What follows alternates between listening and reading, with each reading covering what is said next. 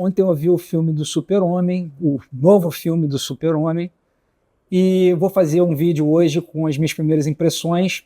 Esse filme já está rolando tem um tempo, então vai ser com spoilers. Então, se você não viu, fica avisado, beleza? A primeira coisa que eu queria falar é sobre o personagem do Super-Homem nesse filme, que está no tom correto. Não só o personagem, ele é o escoteiro, ele é o bom moço, ele é a esperança, ele é o otimismo, o tom mesmo do filme, ele está como uma oposição quase que diametralmente oposta à última versão dele nas telas do Snyder, que era um Super-Homem que tentava ser o mais realista possível, que tinha cores mais escuras, e ele era, tematicamente, ele era mais adulto, né? Então, nós tínhamos um Super-Homem realista, sombrio e pesado, adulto, e agora nós temos um Super-Homem que ele é mais leve, ele é mais divertido, com cores mais claras. Então ele está nesse tom que eu acho que é o tom correto para o Super-Homem. Então houve um certo alívio, tem um alívio assim, por grande parte do público, de ver que é o Super-Homem que estava todo mundo querendo ver. Mas, ao mesmo tempo, tem uma coisa que é muito grave nesse filme. Então eu entendo que a reação de muitas pessoas vai ser muito parecida com a minha reação de sair desse filme meio confuso, porque tem algo muito ruim ali que acho que a maioria das pessoas não consegue perceber, mas sente. Então, mas ao mesmo tempo o filme é divertido, leve, era mais ou menos o que você estava querendo que ele fosse. Então você sai com esse sentimento meio confuso do cinema. A gente vai destrinchar isso aqui nesse vídeo, e a parte da treta eu vou deixar mais pro final, beleza? A segunda coisa que eu queria falar sobre esse filme é sobre o ritmo. O ritmo é acelerado propositalmente e muitas coisas acontecem ao mesmo tempo, muita informação é jogada e tudo é muito rápido e não tem um respiro no filme. Isso é ruim? Não necessariamente. Existe o bônus e o ônus de você fazer um filme assim. O bônus é simples. Um filme de ação, ele deve ser assim, emocionante, arrebatador e avassalador, né? Então, o fato de ser acelerado e ter muita coisa acontecendo ao mesmo tempo não é ruim para um filme de ação. Isso é o que você espera de um filme de ação. Também, uma outra característica desse filme é o uso do humor, que ele é muito usado, assim, quase que em todas as cenas dramáticas, onde já há uma carga dramática maior, vem uma piada depois. Isso serve para aliviar a tensão dramática. Isso é bom ou ruim? Tem o ônus e o bônus, né?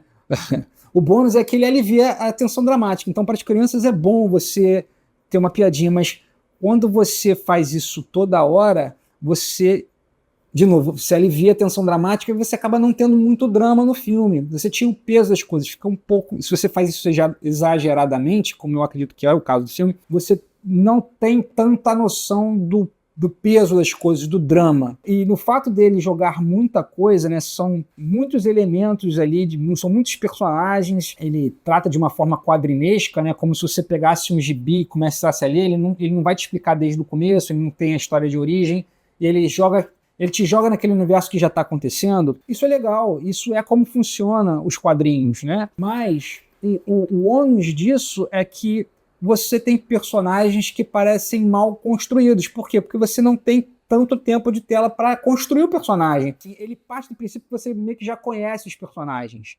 E nem sempre é o caso, né? Então, ele tem um pouco dessa estranheza de um filme tradicional, porque personagens, mesmo secundários, eles teriam um tempo maior de tela, uma construção maior, e são muitos personagens, e é muita coisa acontecendo ao mesmo tempo, e isso é proposital.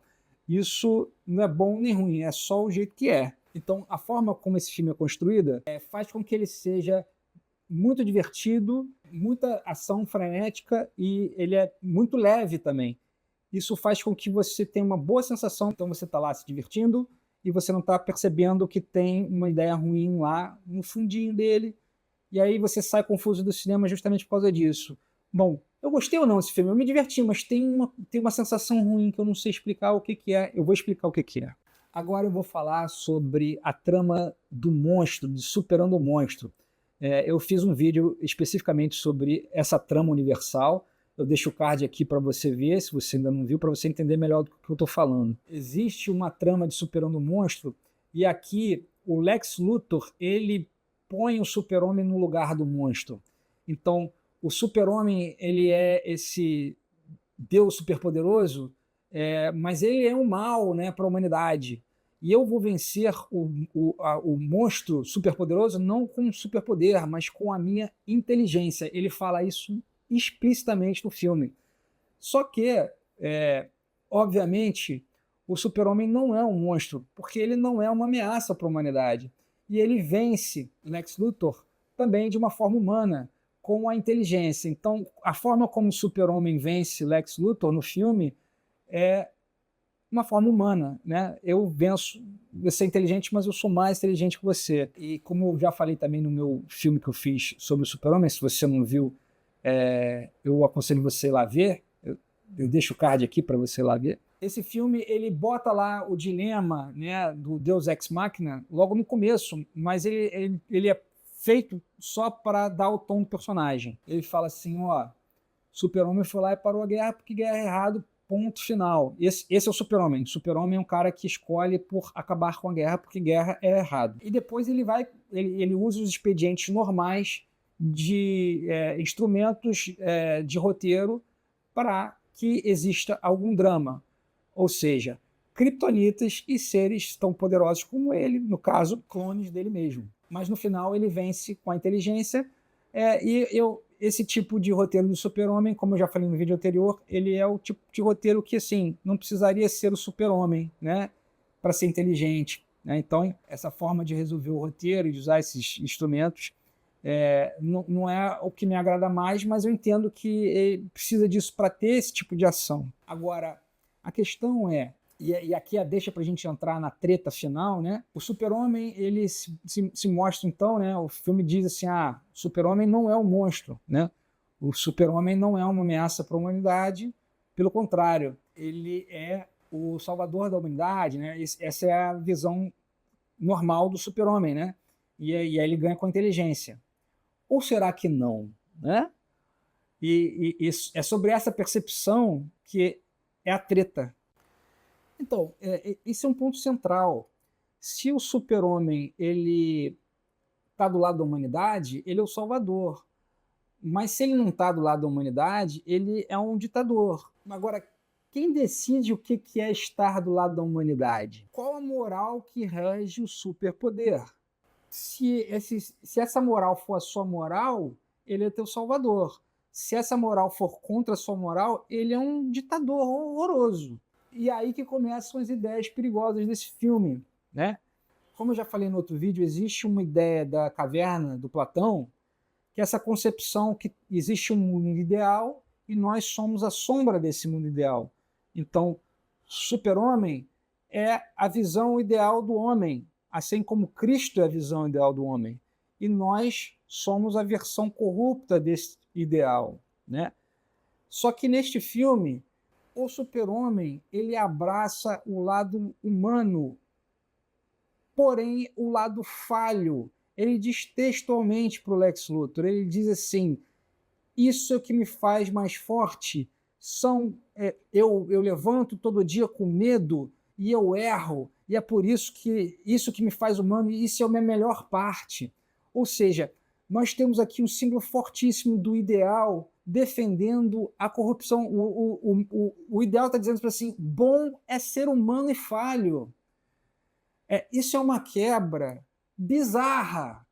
Assim, isso é uma ideia perigosíssima. É como se dizer que o certo é falhar.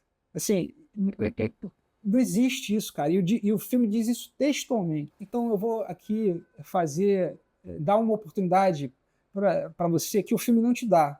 É de fazer uma reflexão. Eu vou botar aqui essa frase na tela e você para uns 2 segundinhos para pensar nela. A minha força são as falhas. O outro ponto gravíssimo, talvez o mais grave, e a treta maior, é a história do Jor-El. O Super-Homem, ele sempre teve forte a alegoria cristã, né? Então nós temos lá o Pai Celestial que manda o seu Filho para salvar a humanidade. Essa é a alegoria de Deus Pai mandando o seu Filho para salvar a humanidade. O super-homem é um Deus e humano, como Jesus é um Deus e um humano. Só que esse filme ele corrompe a ideia do Deus Pai, ele corrompe Jor-El. A mensagem que Jor-El dá para o filho vai lá e domine este mundo, esmague a oposição e tenha um harém e passe os seus genes superiores para essa humanidade. Isso é uma coisa ditatorial e eugenista, isso é um terror. Então, assim, o que esse filme está fazendo simbolicamente é botar Deus Pai como como um mal, né? E o que o super-homem faz, né, é se rebelar contra esse Deus Pai. Agora, isso soa familiar para você? Esse espírito de se rebelar contra Deus Pai, abraçando o direito de errar? Você já viu essa história em algum lugar antes? Qual personagem bíblico que faz isso? Então, de novo, eu vou dar um espaço aqui para sua reflexão, uma coisa que o filme não faz, e vou deixar uns 2 segundinhos aqui para você pensar. Quem é que se rebela contra Deus Pai defendendo o direito de errar? O último ponto que eu queria deixar aqui é esse tema da revolta contra os pais biológicos. Isso está se tornando um tema comum nos filmes da cultura atual, assim. E antes que venham me falar de Darth Vader e Luke Skywalker, eu preciso que vocês entendam que é profundamente diferente o que acontece com Luke e Anakin do que acontece aqui simbolicamente. No filme da trilogia original de Star Wars, o Luke está a todo momento falando ainda existe o bem nele, e é uma história de redenção, né? O amor do filho salva o pai. Isso não tem nada a ver com a alegoria cristã que nós estamos falando aqui no Super-Homem. E no próprio Star Wars corrompido atual, nós temos a figura da Rey Palpatine, que na verdade ela é filha do ser mais maléfico do Star Wars, né? De novo, né? Então agora nós estamos tornando o Super-Homem filho do ser mais maléfico, né? E nós temos que renegar essa herança genética, que é só uma herança genética. Nós temos agora a Rey, que é filha do ser mais malvado da galáxia, e nós temos que renegar essa herança genética, nós temos que renegar os pais biológicos e assumir um outro nome, que é o nome do herói. Agora eu sou Rey Skywalker. Esse laço genético eu tenho que romper. E antes que você venha dizer que eu estou defendendo que você se submeta a um pai ditador, absoluto, tirano e eugenista, não é isso que eu estou dizendo. O que eu estou dizendo aqui é que existe um elemento de enredo que está sendo repetido na cultura atual que vai contra o laço, a autoridade do pai com o filho, dos pais com o filho, laço genético, especificamente, né? E existe um mandamento cristão que fala sobre isso, que fala honrar pai e mãe. Então, para mim, a simbologia correta é a simbologia do Luke, que honra o pai e a mãe, e não a simbologia da Rey e do Super-Homem.